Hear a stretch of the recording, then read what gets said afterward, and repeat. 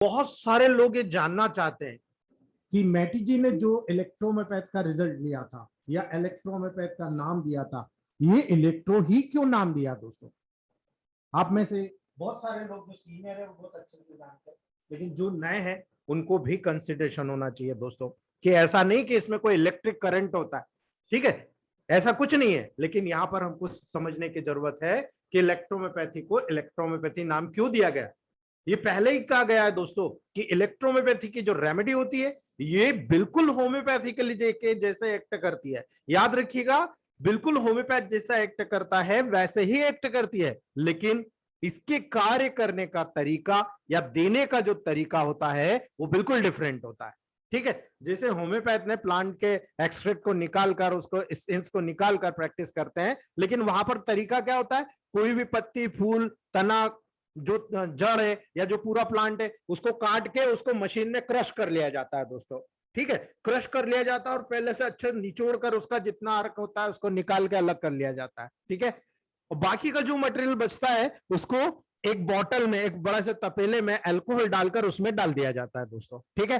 और उसको तब तक उसमें पड़ा रहने दिया जाता है जब तक कि वो पूर्ण रूप से सड़ नहीं जाता। यानी उसमें जितना भी अर्क बारीक से बारीक, छोटे से छोटा पॉइंट भी, एक ड्रॉप भी अगर रहता है वो निकल नहीं जाता दोस्तों, तब तक उसको पड़े रहने दिया जाता है। और उसके बाद उसमें से वो पूरा फालतू पदार्थ को छान के निकाल के फेंक दिया जाता है, और बाकी का जो पहले क्रूड एसेंस निकाला था और बाद में जो उसको मिक्स कर दिया जाता है, और वो कहलाता है दोस्तों होम्योपैथिक मदर टिंचर। कितना सिंपल वे, ठीक है। लेकिन इलेक्ट्रोहोम्योपैथी में यही चीज को डिफरेंट किया गया दोस्तों। होम्योपैथ का जो मदर टिंचर होता है, आप देखिए आयुर्वेद में भी वही जड़ी बूटी को कूट पीस कर यूज करते हैं, करेक्ट, ठीक है। इसीलिए वात, पित्त और कफ, तीन प्रकार के दोष जो माने जाते हैं वो आयुर्वेद में माने जाते हैं, उसी प्रकार से होम्योपैथ भी फॉलो करता है। इसीलिए वो क्या बोलता है, सोरोसिस मतलब सोरा, सिफिलिस, साइकोसिस, और यही चीज इलेक्ट्रोहोम्योपैथ भी फॉलो करता है। लिम्फेटिक, सैंग्वाइन, मिक्स टेम्परामेंट, तीनों चीज यहां भी फॉलो होती है दोस्तों। यानी हमने तीनों लेवल को यहां पर मेंटेन किया दोस्तों। और जब इस लेवल को मेंटेन किया तो इलेक्ट्रोहोम्योपैथ में मैटी जी ने बहुत डीपली स्टडी करी, आयुर्वेद की भी, मॉडर्न साइंस की भी, होम्योपैथ की भी, और उन्होंने देखा कि पैरासल साइंस का जब सिद्धांत बिल्कुल सटीक बैठ रहा है, लेकिन यहां पर मुझे ये समझ में नहीं आ रहा, मैं इस इलेक्ट्रोहोम्योपैथ की रेमेडी को अगर, मेडिसिन को अगर बनाऊंगा, इसका स्पेसिफिक एसेंस निकालूंगा तो वो किस तरह से निकालूंगा। इसमें तो सारी चीज आयुर्वेद में जड़ी बूटी को कूट रहे हैं, तो बहुत बार क्या होता है, पैसे कमाने के लिए जो खानसारी होता है वो दूसरे कुछ भी चीज उसमें पीसकर पाउडर के रूप में मिलाकर पैसे बढ़ाने के लिए कर देते हैं दोस्तों। बहुत बार होते हुए देखा है मैंने, ये अपनी आंखों से देखा, इसलिए बता रहा हूं, मैं किसी पे तोहमत नहीं लगा रहा हूं दोस्तों। जो गुड़माल का फूल आता है ना दोस्तों, अगर आपको याद हो, लाल कलर का फूल होता है, गुड़माल जिसको बोलते हैं, हिस्बिकस, ठीक है, हिस्बिकस पाउडर के रूप में आता है, ठीक है। वो जो हिस्बिकस पाउडर होता है दोस्तों, वो गाल ब्लैडर स्टोन को तोड़ के रख देता है, इतना पावरफुल होता है वो। उस लाल फूल के पाउडर को 1 चम्मच आप निकालिए, 1 गिलास गर्म पानी में रात को सोते समय 50 दिन दीजिए दोस्तों, 50 डेज, किसी भी प्रकार के गाल ब्लैडर स्टोन को तोड़ने की क्षमता रखता है, इतना पावरफुल इंपैक्ट होता है दोस्तों। ये हमारे लिए सबसे बड़ा अप्रोच होता है, हम उसको समझे। तो यही चीज मैटी जी ने भी देखी, और मैटी जी ने यह सोचा कि मैं थोड़ा सा डिफरेंट करता हूं। मैटी जी ने एल्केमिक टेक्निक को लिया दोस्तों, और एल्केमिक टेक्निक के आधार पर उन्होंने क्या करा कि जो प्लांट है, दो तरीके से आप निकाल सकते हो, एक हॉट फर्मेंटेशन, एक कोल्ड फर्मेंटेशन। जब कोल्ड फर्मेंटेशन तो आप भी कर सकते हो दोस्तों, एक ब्राउन कलर के बाद, मैं आपको कल एक वीडियो बना के डालूंगा दोस्तों, उम्मीद है आप लोग कर लोगे, ठीक है। मैं आपको पूरा डिटेल उसका बताऊंगा कैसे करना है दोस्तों। एक ब्राउन कलर की बॉटल लीजिए, उसको 1/4 तक आप आरएस से भर लीजिए दोस्तों, ठीक है, या सॉरी डिस्टिल वाटर से भर लीजिए आप, है ना, डिस्टिल वाटर से, प्योर डिस्टिल वाटर होना, आप 1/4 तक भर लीजिए। और जो भी प्लांट का आपको वहां पर दोस्तों स्पेजरिक एसेंस बनाना है, उसको, जो प्लांट अभी सितंबर से नवंबर, मेन जो बसंत बिहार होता है दोस्तों, जब बिल्कुल फल फ्रूट जो आपके प्लांट्स होते हैं बिल्कुल बाहर पे होते हैं, उस दौरान उसका फूल, पत्ती, तना, जो भी प्लांट का आपको बनाना है उसको लाकर आप उसमें डालते रहिए। हर 7 डेज में वहां पर वो उसमें किल्ले फूट जाएंगे, अंकुरित हो जाएगा, उसको निकालिए, उसी के समान दूसरा डाल दीजिए। ऐसे आपको पूरा 1 से 2 महीना तक आपके पलंग के नीचे अंधेरा होता है, अंधेरे कमरे में दोस्तों काला कपड़ा लपेटकर उसको बांध करके पूरा पैक करके आप उसको रख दीजिए। उसमें हवा भी नहीं जाना चाहिए, याद रखिएगा, हवा भी नहीं जाना चाहिए, वो पैक करके रख दीजिए दोस्तों। उसको कोल्ड फर्मेंटेशन कहते हैं। आप इसको खुद को बना सकते हो। मैंने बहुत सारे एसेंस यहाँ पर बनाए दोस्तों। जामुन का बनाया मैंने, आपका कैरी का पपाया बनाया मैंने, कैरी का पपाया के जड़ लाकर आप इसके ये 2 चीज, इसके अलावा तीसरा गिलोय का बनाया दोस्तों। अभी आपको पता है प्लेटलेट काउंट बढ़ाने के लिए गिलोय और कैरी का पपाया का जो इसेंस जो ना मैंने सिंगल प्लांट के लिए में बनाया, केवल मैं 10-10 ड्रॉप जो गरीब लोग आते हैं उनको मैंने निःशुल्क दिया, प्रैक्टिकल किया, निःशुल्क दिया दोस्तों। 3000 पेशेंट का प्रोटोकॉल है। आप सोच सकते हैं कितने लोगों को रिजल्ट आया होगा। 3000 out of 3000 have covered, 100% recover हो गए दोस्तों। विद इन 3 डेज जिनका 25,000 30,000 था, 2 लाख 2.5 लाख के लेवल पे पहुंच गए। हमने कौन सी मेडिसिन दी दोस्तों? हमने गिलोय दिया, कैरी का पपाया दिया, लेकिन प्रिपरेशन कैसे किया? इलेक्ट्रोहोम्योपैथी के लेवल पर किया दोस्तों। तो यही चीज हमारे एस्टेन और L2 में मौजूद है। मैंने जितने भी लोगों को सिंगल एस्टेन L2 दिया दोस्तों, ओनली सिंगल एस्टेन L2 ग्लोबल्स में, MMP ग्लोबल्स, वो भी D3 का ग्लोबल्स, आप बिलीव नहीं मारोगे, आज तक कोई लौट के नहीं आया। और जब भी मिला, जब यही कहा सर बहुत बहुत धन्यवाद, आपने तो 2 दिन में बढ़ा दिया। ओनली 2 से 3 डेज आपका प्रोटोकॉल प्लेटलेट काउंट को 2.5 यानी कि 2.5 लाख से ऊपर लेके चला जाता है दोस्तों। ये इलेक्ट्रोहोम्योपैथी की शक्ति है, पहचानिए। जब आप अपने आप को अपडेट करेंगे, पहचानेंगे, तब आप देखेंगे। और जब हॉट फर्मेंटेशन की बात आती है, एक बड़ा सा, मैं आपको आज पूरा एक उसका फार्मेसी का पूरा डायग्राम डालूंगा, वो आप देखिएगा, आपको समझ में आ जाएगा कि एक पूरा इंस्ट्रूमेंट होता है ग्लास का बना हुआ, उसमें नीचे के साथ बर्नर लगा होता है, एक उसके ऊपर वाटर लेवल होता है, उस वाटर को गर्म किया जाता है, और एक दूसरा बर्नर रहता है, उसके अंदर पूरा हमारा प्लांट को पानी में डाल दिया जाता है। इधर से गर्म हो रहा है, इधर वो ऊपर की तरफ एकदम से हीट ना लगे, इसलिए वहां पर ये प्रोसेस करते हैं। वहां पर नीचे से जब हीट लगती है, पानी बॉयल होता है, बॉयल होने के बाद उसको एक नली से, ठंडी नली से, उस नली के ऊपर एक ठंडी कोल्ड वाटर की चैनल लगा दी जाती है दोस्तों। जैसे दारू बनती है ना, वाइन बनती है कच्ची दारू, उसी प्रकार से यहां से निकालकर दोस्तों यहां पर वाष्पीकरण के प्रोसेस से, यानी भाप बनाकर दोस्तों यहां से बॉईल करके वहां पर निकाल के आपका स्पेजरिक एसेंस को सिलेक्ट किया जाता है। और वही स्पेजरिक एसेंस सेम मेथड से जितनी भी एल्कीमी की बात करते हैं, सारे एल्कीमिस्ट इसी लेवल पर दोस्तों वहां पर स्पेजरिक एसेंस का प्रिपरेशन करते हैं दोस्तों। तो इस स्पेजरिक एसेंस के लेवल पर सबसे पहले वोलेटाइल आयल निकाला जाता है, यानी सल्फर निकाला जाता है, फिर मर्क्यूरी निकाला जाता है, और मर्क्यूरी निकलने के बाद जितना भी वहां पर पर्टिकुलर पार्ट बचता है उसको जला दिया जाता है, जला करके उसकी राख बनाई जाती है, उसको बोलते हैं साल्ट। ठीक है, तो सल्फर, मर्क्यूरी और साल्ट तीनों को अलग अलग पहले निकाल लिया जाता है दोस्तों। और निकालने के बाद में मैक्सिमम 1 महीना लगता है एक प्लांट का पूरा स्पेजरिक निकालने में दोस्तों। और उसके बाद में उसको तीनों को मिक्स कर दिया जाता है और वहां पर खड़ा कर दिया जाता है दोस्तों कि ये आपका क्रूड एसेंस। ठीक है, और कंपनी क्या करती है, क्रूड एसेंस लेती है 1 ml से, क्रूड एसेंस से D3 बनाने तक दोस्तों 1:9 का रेशो फॉलो किया जाता है। एक डेसिमल स्केल है जो फिक्स है, इसमें कोई चेंज नहीं किया जाता D3 तक। वहां पर 1:9 से क्रूड एसेंस का 1 भाग, 9 भाग डिस्टिल वाटर या अल्कोहल लीजिए। अगर आपको ज्यादा समय रखना है अल्कोहल ले। जो लोग एल्कीमी टेक्निक में यूज करते हैं वो लोग डिस्टिल वाटर में थोड़ा सा ग्लिसरीन डाल लेते हैं दोस्तों, और ग्लिसरीन डालकर उसको अच्छे से मिक्स करके रख लेते हैं। ठीक है, तो वहां ये भी एक व्हीकल है दोस्तों, मैं बताऊंगा व्हीकल क्या होता है। तो ये इस प्रकार से रखते हैं, और उसको जो कंपनी बनाती है डेसिमल स्केल से, तो 10 स्ट्रोक मारा जाता है दोस्तों, ओनली 10 स्ट्रोक। और उसके बाद में बहुत सारी कंपनी कहती है नहीं आप 147 से रेशियो करिए दोस्तों। वहां पर आपको जितना कंपनी, जिस कंपनी से आप ले रहे हो वो बोल रहा है, अगर कोई एल्कीमी टेक्निक से ले रहा है आप केवल डाइल्यूट करिए, डिस्टिल वाटर लीजिए हल्का सा, उसमें 1 ml crude essence, 9 ml distil water, हल्का सा हिला दीजिए, ये आपका तैयार हो गया D1। D1 से 1 ml लेकर 9 ml आप डिस्टिल वाटर में मिलाइए, अच्छे से हिला दीजिए, ये हो गया D2। उस D2 को फिर 1 ml लेकर 9 ml डिस्टिल वाटर लीजिए, अच्छे से हिला दीजिए, ये हो गया D3। ठीक है, ये कंप्लीट हो गया D3। अगर RS लेते हो तो डिस्टिल वाटर और RS में एक अंतर होता है दोस्तों। डिस्टिल वाटर में जब भी किसी चीज को डाला जाता है वो उसको अपने अंदर डिफ्यूज कर लेता है, यानी डिसॉल्व कर लेता है। ठीक है, ये डिपेंड करता है कि आप कितनी क्वांटिटी में उसको डाल रहे हो। तो वहां पर डिस्टिल वाटर डाल्यूशन की थेरेपी कहलाता है, यानी डाल्यूट मेडिसिन, और डाल्यूट मेडिसिन को ही 1:9 रेशियो से D3 D4 कंटिन्यू कहा जाता है, D4, D5, D6, D7, D8, D9, D10। इस प्रकार से D10 तक आप उस कंपनी की उस मेडिसिन को प्रूफ कर सकते हो। उसके बाद उसमें किसी भी तरह से दोस्तों आप कोई भी चीज को प्रूफ नहीं कर सकते हो।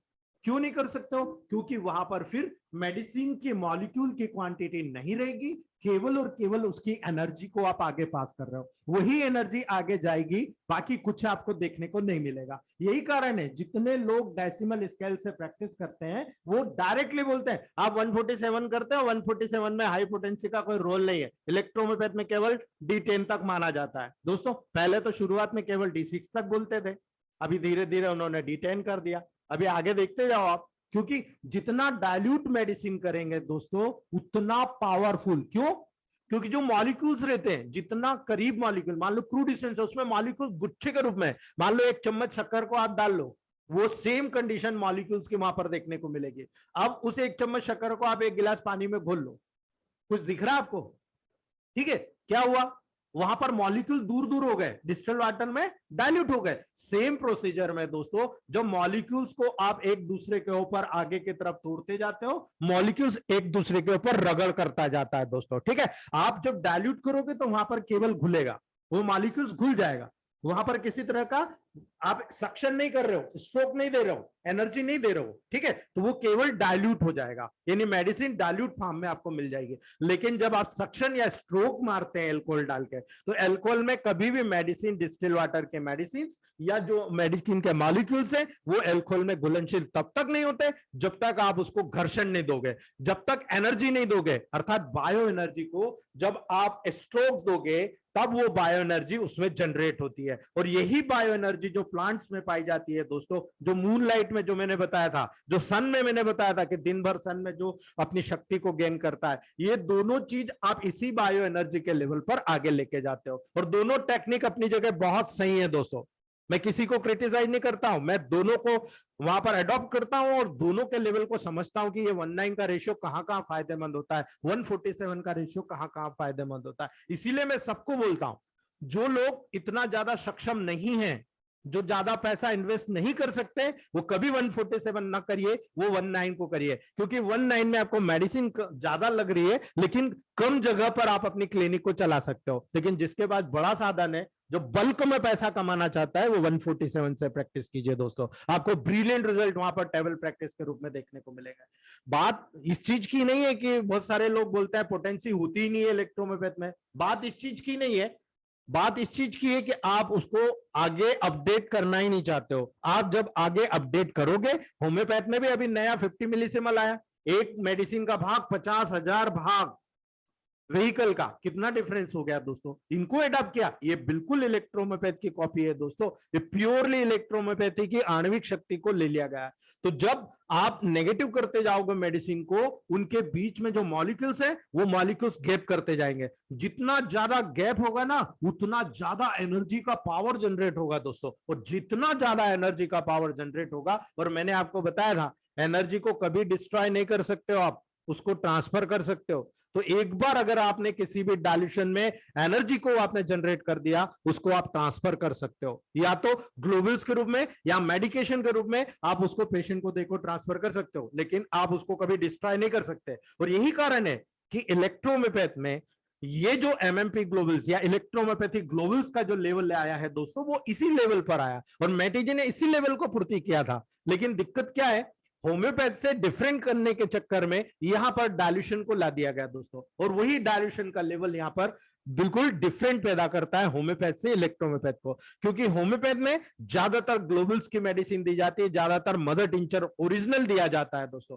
लेकिन इलेक्ट्रोमोपैथ में दोस्तों ज्यादातर मदर टिंचर न देकर, स्पेजरिक एसेंस न देकर, वहां पर D3 से तोड़कर D3 या D4 में एमएमपी ग्लोबल्स को या इलेक्ट्रोमोपैथिक ग्लोबल्स बोलेंगे हम दोस्तों, इलेक्ट्रोमोपैथिक ग्लोबल्स को बनाया जाता है। और इलेक्ट्रोमोपैथिक ग्लोबल्स को बनाकर दोस्तों आगे वहां पर उसको ग्लास थेरेपी, मैटीजी की थेरेपी से, मैं बताऊंगा आपको, मैटीजी की थेरेपी से उसको आगे फॉलो किया जाता है। लेकिन एनएल सिन्हा सर ने उसमें एक नई टेक्निक को जोड़ा था दोस्तों, 147 या 149 की टेक्निक को दोस्तों। उन्होंने ये कहा था कि 147 के रेशियो से, यानी 1 पार्ट मेडिसिन 47 पार्ट आप डिस्टिल वाटर लो या एल्कोहल लो, आरएस लो, स्ट्रोक मारो और उसको आगे बढ़ा दो आप, ठीक है, आगे का डायल्यूशन बढ़ाते चले जाओ। इस प्रकार से उन्होंने दोस्तों डायल्यूशन का निर्माण किया था, लेकिन उनका कहना थोड़ा सा डिफरेंट था। और अब हम जो समझेंगे तो आपको समझ में आएगा कि ये ऐसा क्यों हुआ दोस्तों, क्यों हमने कहा कि ये होम्योपैथ को पूरा फॉलो करता है। बिल्कुल फॉलो करता है दोस्तों, होम्योपैथी को जब एक्ट करेगा तो आपको मैं बता दूं क्यों मैं बोल रहा हूं। जब हम ट्रीटमेंट करते हैं तो हम ट्रीटमेंट में एंजाइटी को ग्रुप की बात कर लें। जब आपने किसी भी पेशेंट को स्वस्थ अवस्था में होने के बाद भी एंजाइटी को का ओवरडोज दिया दोस्तों, तो आपको वहां पर कंजेशन उत्पन्न हो जाता है दोस्तों, ठीक है। वहां पर एंजाइटी को ग्रुप, अभी यही कारण है दोस्तों, आप लोगों में से जो सीनियर है, जिन लोगों को जनरल टॉनिक का फार्मूला पता है दोस्तों, पावर बूस्टर का फार्मूला पता है, लिम्फो बूस्टर का फार्मूला पता है, उन लोगों को मालूम है कि जब जनरल टॉनिक जब सेंग्वाइन टेम्परामेंट वाले को दे दिया जाता है दोस्तों, तो इस कंडीशन में क्या होता है, इस कंडीशन में ये होता है कि उसमें कंजेशन डेवलप हो जाता है दोस्तों। और जब कंजेशन डेवलप हो जाएगा तो इसका मतलब क्या हुआ, कंजेशन डेवलप हो गया, इसका मतलब आप दोस्तों वहां पर मेडिसिन आपने स्ट्रांग कर दिया, उसके पावर से ज्यादा स्ट्रांग कर दिया दोस्तों। तो अब ठीक कैसे करोगे, वही चीज केवल एक ड्रॉप एक गिलास पानी में डालकर इमीडिएट पिला दीजिए, तुरंत ठीक हो जाएगा। तो इससे आपने क्या देखा दोस्तों, यदि पर्याप्त माइन्यूट डोज वहां पर तुरंत आपने दे दिया, इमीडिएट कंजेशन दूर हो जाएगा। तो दोस्तों यही तो सिद्धांत होम्योपैथ का भी है, जो हम इलेक्ट्रोहोम्योपैथ कह रहे हैं, यही तो होम्योपैथ भी मानता है। ये यूनिवर्सल है, ये सिमिलरिटी का लॉ है जो यूनिवर्सल है, आयुर्वेद में भी बहुत जगह माना जाता है, ठीक है। मॉडर्न साइंस में केवल अपोजिट सिद्धांत माना जाता है कि जो तकलीफ हो रही है उसके अपोजिट कैरेक्टर क्रिएट कर दो, वो डिसीज वहीं सप्रेस हो जाएगी। ये एलोपैथ का सिद्धांत है, लेकिन हमारा इलेक्ट्रोपैथ दोस्तों उसको बाहर निकालता है और बाहर निकाल के सदा के लिए ठीक करता है। क्यों, क्योंकि ब्लड और लिम्फ को प्यूरिफाई करने का काम करते हैं दोस्तों। तभी यहां पर पॉजिटिव नेगेटिव का सिद्धांत आया कि यहां पर सिमिलरिटी के लेवल पर अगर हम वहां पर ट्रीट करेंगे तो क्या आप ठीक कर सकते हैं दोस्तों। अगर किसी को कंजेशन है तो क्या आप कंजेशन वाली मेडिसिन दे दोगे, यही चीज देखकर यही से डिफरेंशिएशन क्रिएट किया मैटीजे ने दोस्तों, कि जहां पर किसी चीज का कंजेशन है उससे रिलेटेड नेगेटिव मेडिसिन दे दो। अर्थात जब कंजेशन है मतलब डिसीज पॉजिटिव है, जब आपने उसका माइन्यूट डोज देना है मतलब मेडिसिन को नेगेटिव देना है। यही सिद्धांत आगे जाकर पैदा हुआ और यही इलेक्ट्रो होम्योपैथी कहलाएगा। कैसे प्रूव करते हैं दोस्तों, होम्योपैथी इस न्यू सिस्टम का बहुत बड़ा आधार जरूर बना है, लेकिन होम्योपैथ में और इलेक्ट्रोहोम्योपैथ में बहुत डिफरेंस है दोस्तों, बहुत सारा डिफरेंस है, बस हमको समझने की जरूरत है दोस्तों। मॉडर्न मेडिकल डिस्कवरी की टेंडेंसी होती है दोस्तों, जिसमें ड्रग्स का सिलेक्शन जो होता है वो रेफरेंस के साथ होम्योपैथी के टीचिंग के साथ कंफर्म किया जाता है दोस्तों, ठीक है। पूरा होम्योपैथी का स्टडी जिसने कर लिया वो इलेक्ट्रोहोम्योपैथ का मास्टर बन जाता है दोस्तों, उसको जरूरत ही नहीं होती किसी से पढ़ने की दोस्तों। क्यों, क्योंकि दोस्तों जो एलोपैथ प्रैक्टिशनर भी होते हैं वो धीरे धीरे ये मानने लग गए हैं दोस्तों कि ये रेमेडीज जो कि होम्योपैथी प्रैक्टिशनर पर्टिकुलर डिसीज के लिए यूज करता है, लंबे समय तक वो उस केसेस की बेस्ट मेडिसिन होती है। वहां पर लंबे समय तक वो उससे प्योर कर सकता है, उसको क्योर कर सकता है। बार बार अब आदमी है, अगर उसको कह दें बाजार में मत खाओ, लेकिन वो खाएगा। अगर आपको प्रॉब्लम दिख रही कि आपको चाय ज्यादा पीने से तकलीफ हो रही है, सिंकोना ऑफिसिनेलिस 30 पोटेंसी सबसे बेस्ट मेडिसिन है। तो अब हमारे इसमें तो सिंकोना सक्सीरुबा और सिंकोना कैलिसा दोनों मेडिसिन यूज की हुई है।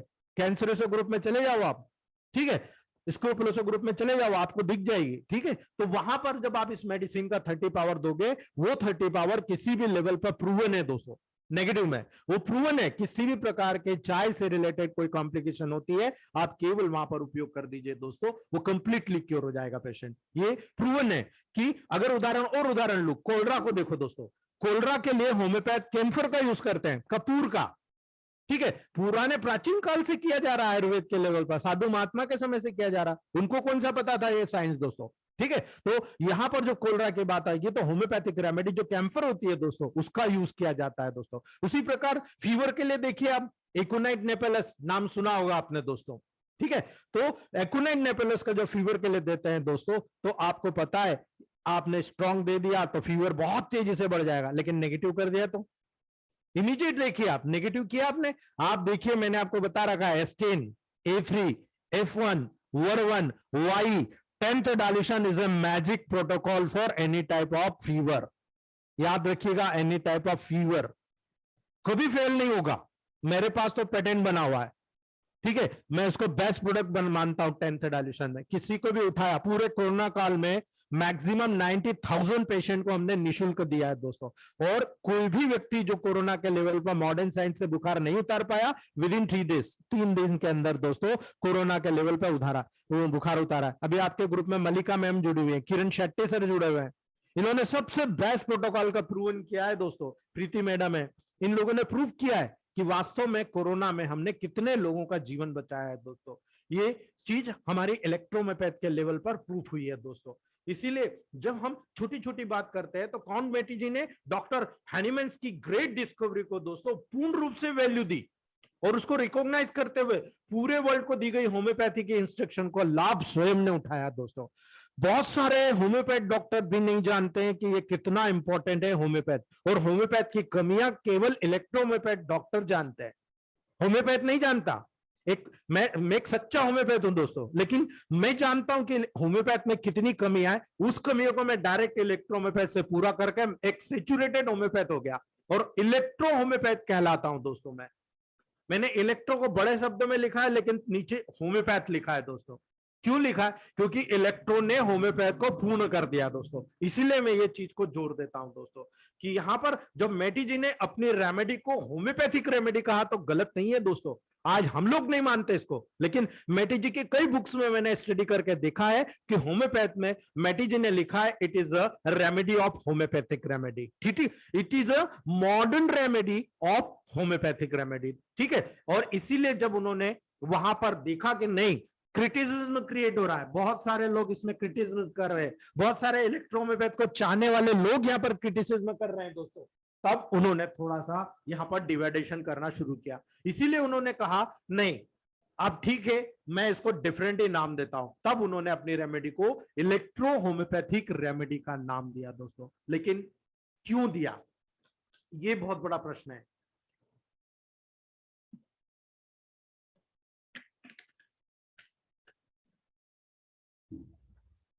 उन्होंने इलेक्ट्रोहोम्योपैथ को नाम जब इलेक्ट्रोहोम्योपैथी दिया दोस्तों, तो ये जो डिस्कवरी की कहानी है ना, ये बहुत बड़ा क्वेश्चन है दोस्तों। इसका जवाब मेटी जी ने अपने एक्सपीरियंस की जो कई लिक्विड्स के साथ किए थे दोस्तों। यानी उन्होंने सबसे पहले, आप देखिए ग्लोब्यूल्स की बात नहीं आ रही है, लिक्विड्स की बात आ रही है। मेटी जी ने कई लिक्विड्स को वहां पर मैन्युफैक्चर किए थे। 500 प्लांट की स्टडी करके, 500 प्लांट के लेवल की स्टडी करके, 500 प्लांट का स्पेसिफिक निकालकर डिफरेंट डिफरेंट टेक्निक से अलग अलग रेशियो में मैच करके उन्होंने बहुत सारी रेमेडीज को फॉर्मुलेट किया था। 38 रेमेडीज को नहीं, बहुत सारी रेमेडीज को फॉर्मुलेट किया था। धीरे धीरे रिसर्च करने के बाद उन्होंने बहुत सारी रेमेडी को डिस्कार्ड कर दिया। नहीं, ये जमेगी नहीं, इससे रिजल्ट ही नहीं आ रहा, ये बहुत नुकसान कर रही है, हटा दिया।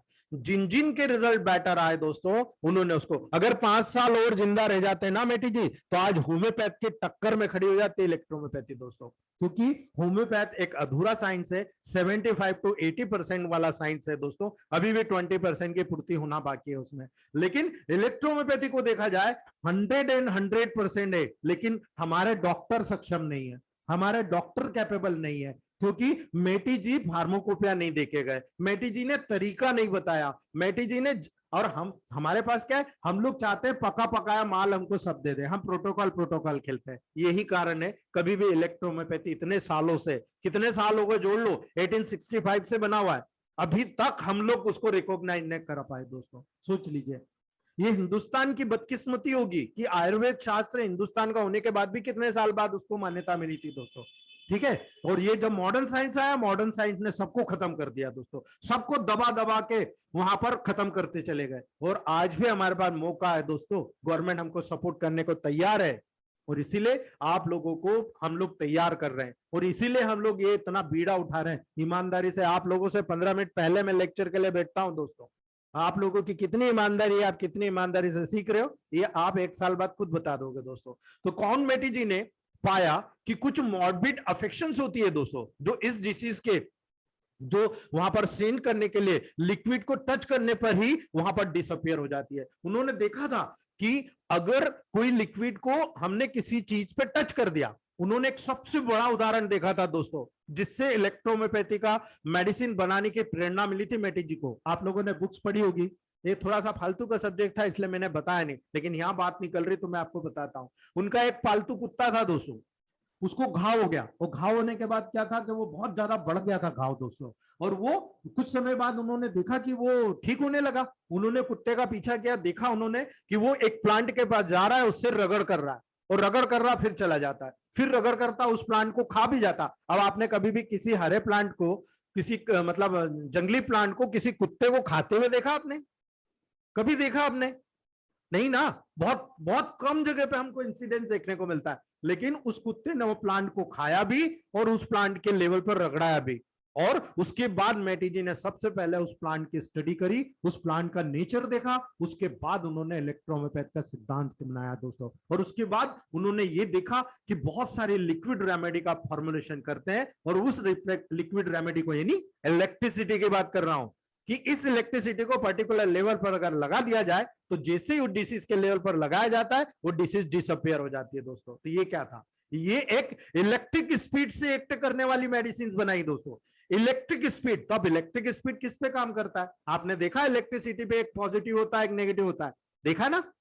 ठीक है, वही इलेक्ट्रिक स्पीड के सिद्धांत को ध्यान में रख के मेडिनी ने पूरा एनाटॉमिकल, पैथोलॉजिकल, फिजियोलॉजिकल रिलेशन पढ़ना शुरू किया दोस्तों। उन्होंने जितने भी फिजियोलॉजिकल नेचर होता है उस फिजियोलॉजिकल नेचर को स्पीडली अध्ययन करना शुरू किया दोस्तों। और जब उन्होंने टिपिकली उसका नॉलेज लिया तब उनको पूरा क्लियर हो गया कि ये एक इलेक्ट्रिक इफेक्ट को प्रोड्यूस करती है, और ये पूर्ण रूप से आश्चर्यचकित हुए दोस्तों। और उन्होंने निष्कर्ष निकाला कि उन्होंने ऐसी डिस्कवरी की है कि वाटर में वेजिटेबल की इलेक्ट्रिसिटी को फिक्स करने का तरीका मैंने निकाल लिया है। अब आप सोचिए, हम इलेक्ट्रिसिटी को तो तार के माध्यम से ही जनरेट करते हैं, लेकिन उन्होंने इलेक्ट्रोहोम्योपैथ की रेमेडीज का इलेक्ट्रिक इफेक्ट दोस्तों वाटर में उन्होंने कलेक्ट कर लिया, और वाटर के माध्यम से दोस्तों उन्होंने वेजिटेबल यानी प्लांट की, वेजिटेबल प्लांट की जो इलेक्ट्रिसिटी है, प्लांट में भी इलेक्ट्रिसिटी है दोस्तों प्लस माइनस, तो उस इलेक्ट्रिसिटी को उन्होंने फिक्स करके प्लांट में उपयोग करने का तरीका भी उन्होंने निकाल लिया। यद्यपि उन्होंने इलेक्ट्रिसिटी को, इन लिक्विड को लिक्विड इलेक्ट्रॉइड्स या इलेक्ट्रिक रेमेडी के नाम से सबसे पहले नवाजा दोस्तों, यानी इसको इलेक्ट्रिक रेमेडी का नाम दिया उन्होंने। लेकिन उनके फॉलोअर्स जैसे हम हैं, हमने या हमारे जितने भी Theodore Krauss, Zimpel, doctor Zimpel sir, doctor Baldev Saxena sir, ये सबसे बड़े लीजेंड है हमारे इंडिया के दोस्तों, doctor NL Sinha, doctor father Muller sir, ये इनका नाम कभी नहीं भूलना दोस्तों, इन्होंने ही हमें यहां पर पहुंचाया है। यदि भी इन्होंने इन लिक्विड को जब इलेक्ट्रिक रेमेडीज का नाम दिया दोस्तों, लेकिन उनके फॉलोअर्स ने कहा सही तौर पर समझाया जाए तो ये नर्वस सिस्टम की ऐसी स्टेट में आ जाता है जब कहीं पर भी नर्व स्किन की सरफेस के पास जहां पर भी मौजूद रहती है और उसका कनेक्शन अंदर जहां पर भी होता है, वहां पर इन लिक्विड को स्किन के साथ कांटेक्ट में आने पर एक इलेक्ट्रिक मोटर फोर्स डेवलप हो जाता है, और उस इलेक्ट्रिक मोटर फोर्स के डेवलप होने के कारण डायरेक्टली वहां पर दोस्तों इंपैक्ट जैसा, इसीलिए मैं कह रहा हूं कि यहां पर आपको यह ध्यान रखना है कि वहां से पेरिफेरी से ब्रेन की तरफ सेंसरी इंपल्स जाना है या वहां से मोटर इंपल्स को वहां पर स्टिमुलेशन मिल रहा है दोस्तों। दोनों चीज समझने की जरूरत है। सेंसरी मतलब आपको हार्गन को उठाना है, मोटर मतलब आपको पत्थर उठा के फेंकना है, ठीक है। ये दोनों चीज, सेंसरी मतलब कोई चीज को, मान लो कहीं पर सांप आ गया, एकदम उठ के भाग गए, ये सेंसरी फंक्शन हुआ, और सेंसरी फंक्शन से आपको पता लगा कि वहां सांप आ रहा है, ये सेंसरी फंक्शन हुआ। लेकिन उठ के भागने का काम तो आपके ब्रेन ने करवाया, भागो नहीं तो काट लेगा, ठीक है। तो ये सेंसरी और मोटर फंक्शन जो होता है ये हमको जानना है, तो हमको फिजियोलॉजी जानना है। अगर हम फिजियोलॉजी एनाटॉमी नहीं जानेंगे हमको पता ही नहीं चलेगा कौन से ऑर्गन की कहां पर स्किन है दोस्तों। ल्यूकोडर्मा में भी लोग एक ही ट्रीटमेंट यूज करते हैं, एक्सटर्नल में, एक्जिमा में भी एक करते हैं, और दूसरे तमाम डिसीज में एक करते हैं। क्या ठीक हो जाएगा? आप बता दीजिए मुझे, क्या ठीक हो जाएगा? अपने दिल से पूछिएगा दोस्तों। यही कारण है हम फेलियर हो जाते हैं दोस्तों। कभी भी प्रोटोकॉल जब आप आपके सामने बैठे हो, वो कौन सी स्टेज में है डिसीज की, ठीक है, उसको कौन सी रेमेडी लगेगी मुझे क्या पता। आपने मुझे पैथोलॉजी रिपोर्ट भेज दी, मैंने आपको प्रोटोकॉल बता दिया, क्या सक्सेस होगा? नहीं होगा तो 2 गालियां आप पेशेंट तो आपको देगा, आप 4 गालियां मुझे टिकाओगे, ठीक है। लेकिन गलती नहीं देखोगे कि हम वहां अपडेट नहीं थे, हमने देखा नहीं पेशेंट कौन से टेम्परामेंट का, ठीक है। अभी मैं छोटा सा उदाहरण बताऊं, यहां पर जब पाइल्स का केस आता है तो पाइल्स के केस को जब देखोगे आप तो वहां पर आपको 2-3 चीजें एक साथ देखने को मिलेगी दोस्तों, ठीक है। और वो 2-3 चीजें जब आप दो तीन चीजें एक साथ देखने को मिलेगी आपको, तो आपको यही टेम्परामेंट दिख जाएगा। जब किसी को लिम्फेटिक टेम्परामेंट होता है दोस्तों, तो लिम्फेटिक टेम्परामेंट डाइजेस्टिव प्रॉब्लम से ज्यादा सफर करता है दोस्तों, है ना, क्योंकि उसको तो लिम्फ से जुड़ा हुआ, डाइजेशन से जुड़ा हुआ काम है, क्योंकि डाइजेशन ही लिम्फ को प्रोड्यूस करता है, वहां तक तो लिम्फेटिक ग्रुप का काम है, मतलब स्क्रूपुलोसो ग्रुप का काम है दोस्तों। तो ऐसी कंडीशन में जब ब्लाइंड पाइल्स आएगा या फिस्टुला आएगा, वो ज्यादातर केस आपको इसी लिम्फेटिक मतलब लिम्फेटिक टेम्परामेंट मतलब स्क्रूपुलोसो ग्रुप की श्रेणी में ही वो मेडिसिन आएगी। अब यहां पर अगर मान लो आपने एंजाइटी को दे दिया तो क्या करोगे, एंजाइटी को दे दिया तो वो बहुत ज्यादा कोई प्रॉब्लम क्रिएट नहीं करेगा, लेकिन आपकी प्रॉब्लम ठीक नहीं होगी दोस्तों, ठीक है, वो बढ़ जाएगी। और यहीं पर अगर हिमोराइड्स की बात कर ले, अब बहुत सारे लोगों को तो पता है, सब वो ब्लाइंड पाइल्स को भी हिमोराइड्स मानते हैं और उधर फिशर फिस्टुला को भी हिमोराइड्स मानते हैं दोस्तों। तब ऐसी कंडीशन में आप क्या करोगे दोस्तों, हीमोराइड्स केवल सेंग्वाइन टेम्परामेंट में सबसे ज्यादा देखने को मिलता है दोस्तों, ठीक है। सेंग्वाइन टेम्परामेंट या मिक्स टेम्परामेंट होगा तो ही वहां पर आपको कंबाइंड दोनों साथ में देखने को मिलेंगे, लेकिन अगर टेम्परामेंट की बात करते हो तो सेंग्वाइन टेम्परामेंट में ही हीमोराइड्स मिलेंगे, ब्लीडिंग पाइल्स। तब अगर आप एंजाइटी को ग्रुप की मेडिसिन नहीं दोगे तो क्या पेशेंट ठीक होगा, बिल्कुल नहीं होगा। यही चीज को मैटी जी ने क्लियरली बताया था दोस्तों, और उन्होंने यहां पर बताया था कि पर्टिकुलर टेम्परामेंट के हिसाब से जब इंटरनल और एक्सटर्नल रेमेडी का प्रयोग पॉजिटिव और नेगेटिव डिसीज के अंतर्गत किया जाएगा, तब हम किसी भी लेवल पर किसी भी डिसीज को एग्जैक्टली सिमिलरिटी का सिद्धांत अपनाकर, अर्थात वहां पर हमने देखा ये डिसीज केवल लोकल एरिया में इतनी जगह पर है, मान लो चेहरे पे पिंपल्स हुए केवल गाल के इतने एरिया पे। दूसरा कैसा है, हमने देखा फेस पे भी हो गए, गर्दन पे भी हो गए, हाथ में भी निकल आए।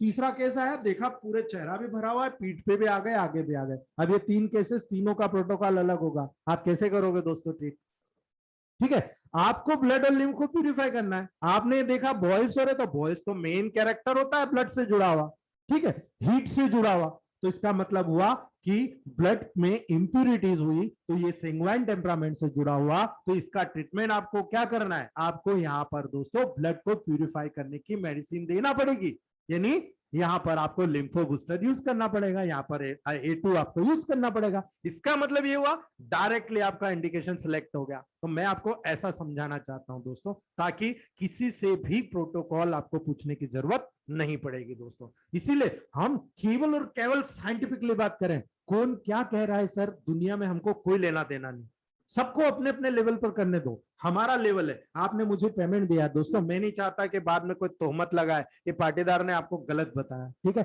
मैं चाहता हूं कि आप मेरे साथ कंधे से कंधा मिलाकर प्रैक्टिस करें और ये देखें, आपसे मुझे बहुत कुछ सीखना है। ये भूल जाइए कि मैं आपको सिखा रहा हूं, मैं केवल रास्ता दे रहा हूं आपको, रास्ता आपका, पेशेंट आपके, मेडिसिन आपकी, रिजल्ट आपका, मेहनत आपकी, ठीक है। लेकिन सिखाओगे आप दुनिया को, मुझे, अपने दोस्तों को मोटिवेट करोगे। आज अगर एक केस ठीक होता है ना, उसका मोटिवेशन पूरे ग्रुप में डलता है दोस्तों, ठीक है। ये चैलेंजिंग केस मेरा एक, मैंने आप लोगों को प्रोटोकॉल डाला था दोस्तों, अगर आप लोगों ने देखा हो, एक 7.8 हीमोग्लोबिन लेकर एक बच्चा आया जो 14 साल से सिकल से एनीमिया से पीड़ित था दोस्तों, और उसके डॉक्टर्स उसको आज ब्लड चढ़ाए, कल ब्लड चढ़ाए, बार बार कम से कम 14 to 17 टाइम उसको ब्लड चढ़ चुका था दोस्तों, और वो इतना सक्षम नहीं, उसको किसी ने मेरा कहा, मैंने उसको गायत्री मंदिर में निशुल्क चिकित्सा करी दोस्तों, ओनली 2 months and 12 days। आपको प्रोटोकॉल डाला है दोस्तों, मैंने रिपोर्ट भी डाली है, 15.8 हीमोग्लोबिन।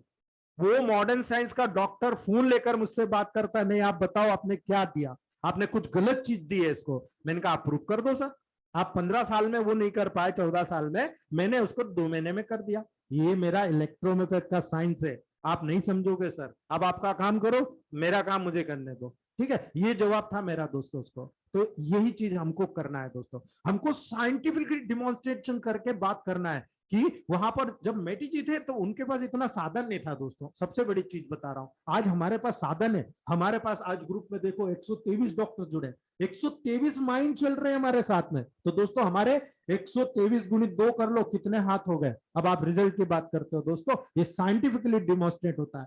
जब हमने वहां पर मैटी जी की बात करते हैं, उन्होंने उस समय छोटे से प्रोटोकॉल के लेवल पर जब डिमॉन्स्ट्रेशन किया था, उन्होंने मसल्स और नर्व के लेवल पर किया था दोस्तों, उन्होंने केवल मसल्स और नर्व के लेवल पर जाना कि एक रेगुलर और कंपैरेटिवली पावरफुल इलेक्ट्रिक एक्शन सबसे ज्यादा मसल्स के लेवल पर देखने को मिलता है दोस्तों। और यही उनके पास सबसे बड़ा मोटिवेशन था, दूसरे कोई पार्ट में उनको नहीं मिलता, लेकिन मसल्स पे उनको मालूम था कि लोकोमोटर सिस्टम काम करता है, अर्थात मसल्स हमारे ब्रेन के माध्यम से डायरेक्ट मोटर नर्व के माध्यम से काम करती है। तो जब पैरालिसिस डेवलप होता है तो हमें दो चीज याद रखना है, एक ब्रेन के थ्रू यहां पर सेंसेशन आकर वो हाथ उठ रहा है कि नहीं, पहला ये।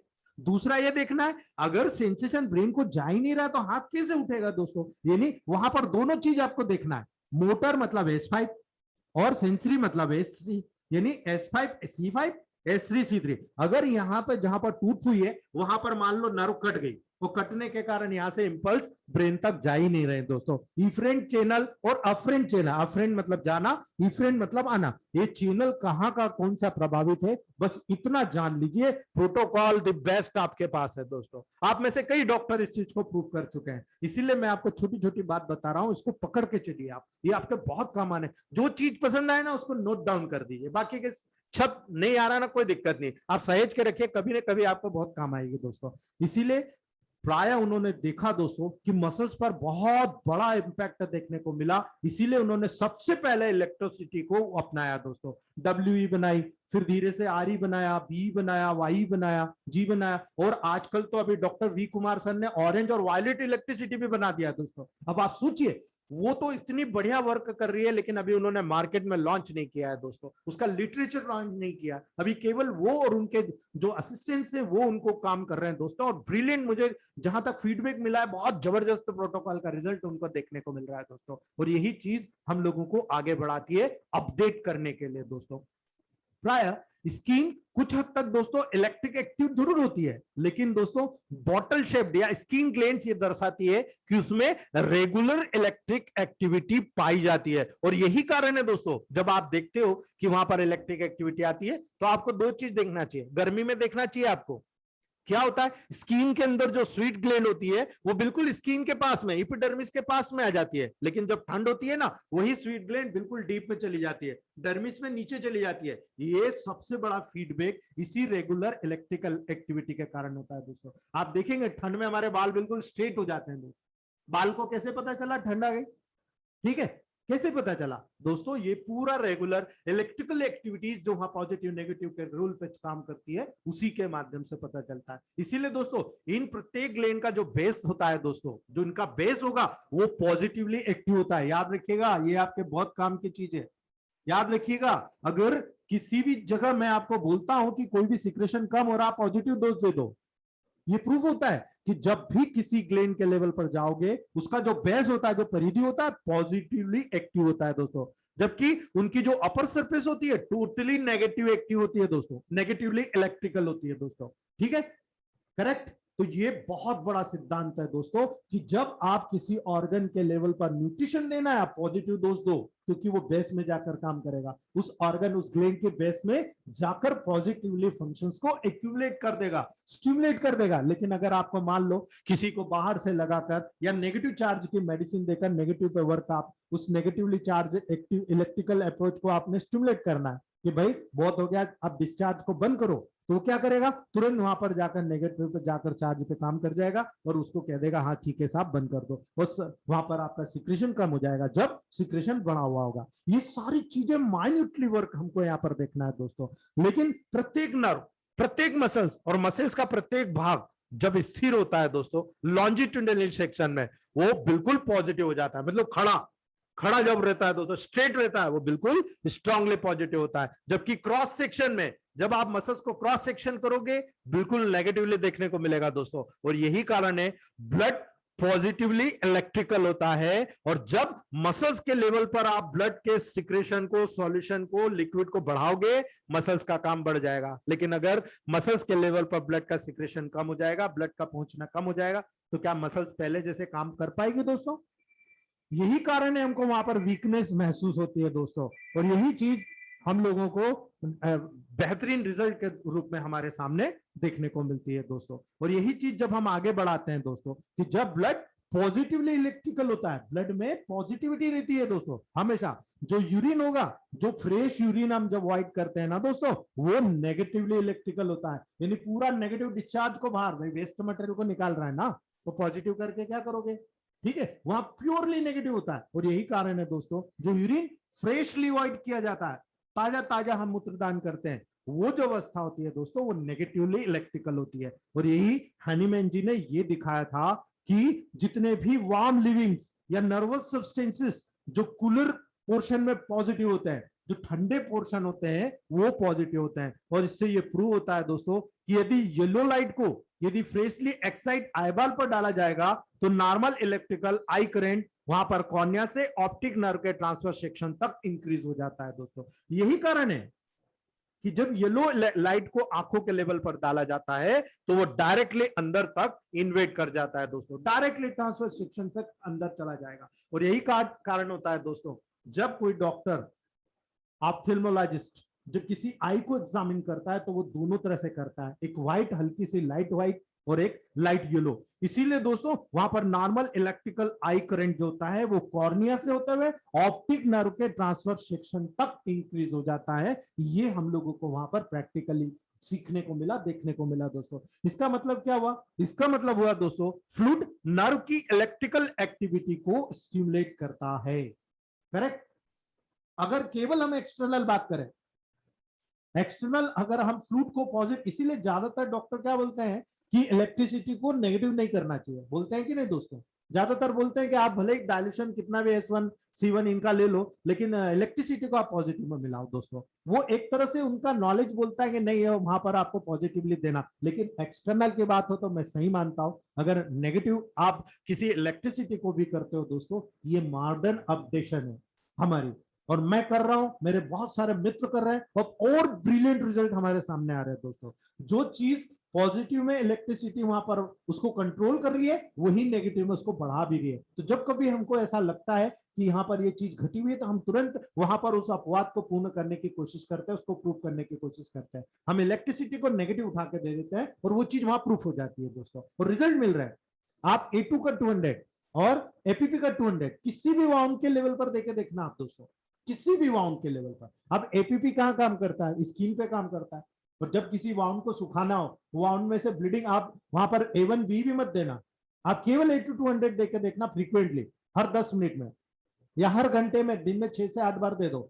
अगर किसी को वाउंड लगा और उसमें से खून जा रहा है ना दोस्तों, विदाउट ड्रेसिंग वो खून भी बंद कर देगा, इतना पावर है उसमें दोस्तों। विद इन 24 आवर्स वहां पर आपको हीलिंग इंपैक्ट दिखने लग जाएगा, इतना ब्रिलियंट रिजल्ट है दोस्तों। इसीलिए आपको ये ध्यान रखना है कि फ्लूइड नर्व की इलेक्ट्रिकल एक्टिविटी को स्टिमुलेट करता है। इससे ये साबित होता है दोस्तों कि जब जितनी भी बैटरीज में इलेक्ट्रिसिटी होती है दोस्तों, उसी प्रकार फ्लूइड में भी इलेक्ट्रिसिटी का कंटेंट पाया जाता है। भाई आप जो सन एनर्जी को आप देखते हैं दोस्तों, घर पे आपने प्लेट्स लगा दी सोलर एनर्जी की, आपने सन की एनर्जी को कलेक्ट किया और कलेक्ट करके बैटरियों में उतार दिया। उसी प्रकार से दोस्तों प्लांट भी फ्लूइड जब कलेक्ट किया जाता है, उन फूड इलेक्ट्रिक्स में भी वहां पर इलेक्ट्रिसिटी का कंटेंट पाया जाता है दोस्तों। इसीलिए इस वेजिटेबल एसेंस का उपयोग करके उनको स्पेजरिक एसेंस के रूप में कलेक्ट करके फ्रेश प्लांट को दोस्तों, उसका उपयोग ग्लोब्यूल को प्रिपेयर करने के लिए किया जाता है, या ग्लोब्यूल्स के साथ स्पेजरिक एल्केमिक टेक्निक से